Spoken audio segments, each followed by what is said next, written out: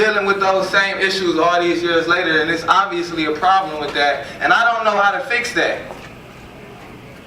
That's a matter of right and change, and I'm not here to talk about change. I'm here to talk about unity, because unity is the only thing that's going to allow us to survive until change comes. If that makes any kind of sense. I can't, man, my heart heavy, man. I can't express enough. I'm not here to talk about change. We need to talk about survival, because our people is being killed. It's not a value on our life that for people that look like us. That's not a value on our life. And the only way that we can survive within the system that we are in right now until change comes is to be united. And I want to say that to make this point. And I'm going to close with this. Leader that we know, Martin Luther King, Malcolm X, Huey P. Newton, all these people, in just a short span of time was snatched from us and gone. And the unity ever since then, it just seemed like we can't get it, but this is the time that we need it more now than ever. In the 60s and 70s, racism was always in our people's face. It's hidden now, it's covert. There's people still telling you that it don't even exist. And we cannot afford, the least that we can afford to be is not united. In a time like this, regardless of your religion, regardless of your color, that's the kind of unity that we need. Supporting black-owned business. Give you a statistic before we leave. 98% of black people work for white people.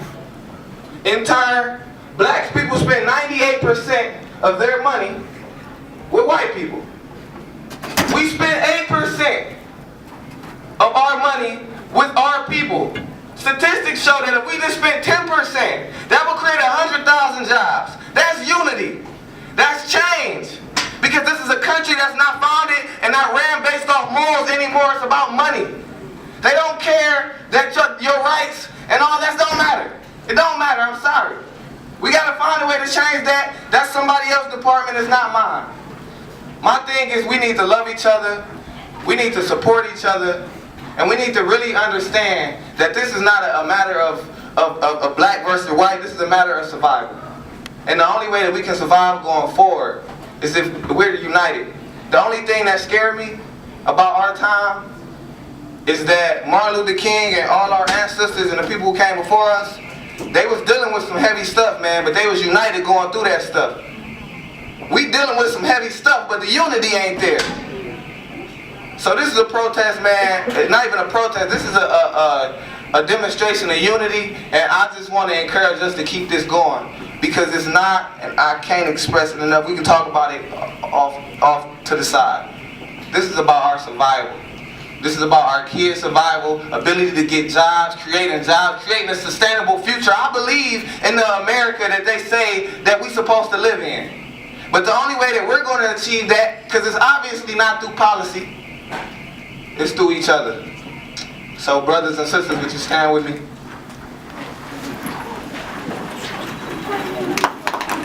I apologize if I got a little loud. And I'll close with this. We still have to stand in support of our brothers and sisters, and the only way that we can do that is stand on the side of right and stand together and love one each other. Hotep, peace.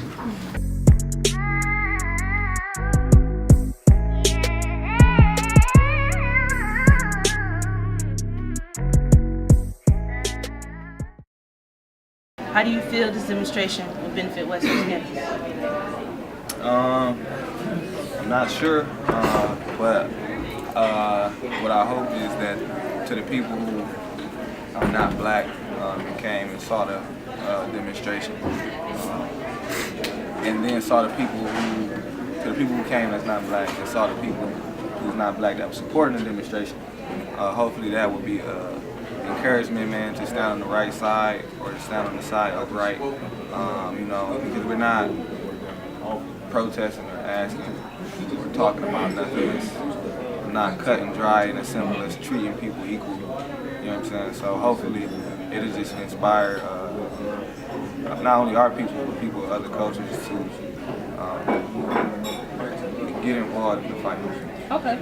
And how do you think we as a community can come together as one?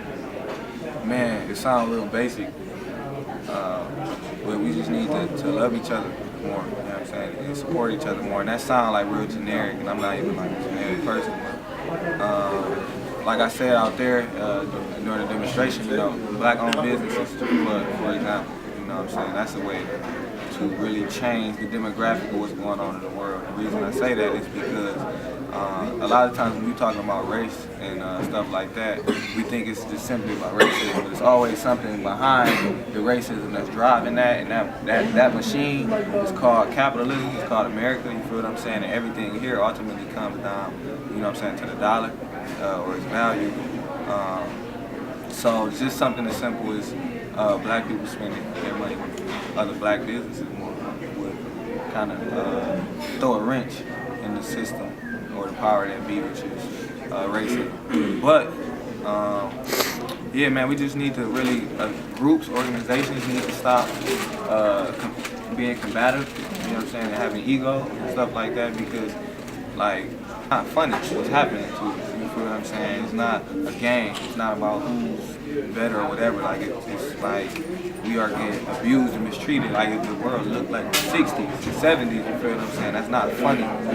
So organizations kind of need to realize what's at hand, what's at stake, and what's at stake. Like I said out there, it's not just our future, but it's our survival.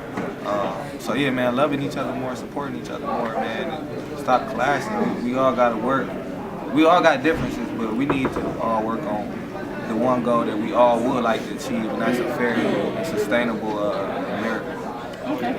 And I don't know if any other schools, especially like HBCUs, if they've been doing any black demonstrations, but how do you think this would benefit Missouri's campus?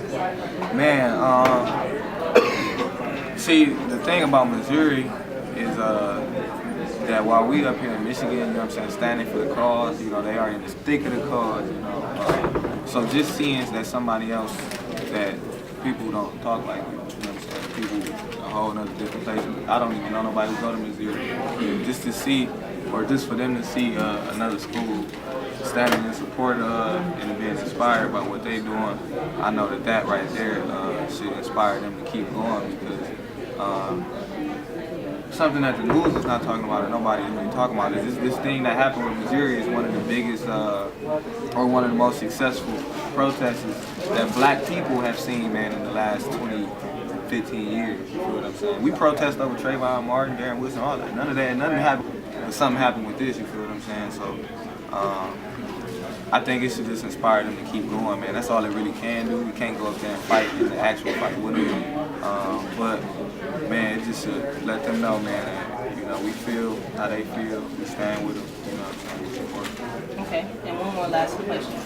I really want you to think about this. How can we, as black people, wake white America up? And as in white America with 3 Ks. Oh, shit. How can we wake white America up?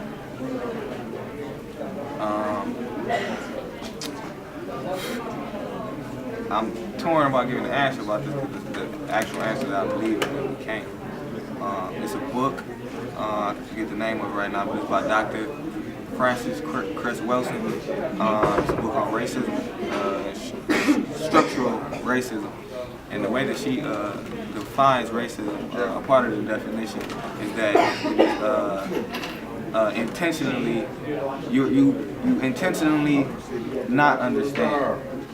You feel what I'm saying? And I think that's what we're dealing with in America, is that some white people literally, like at the core of thinking, can't understand racism and what it's like to be oppressed, because you never have.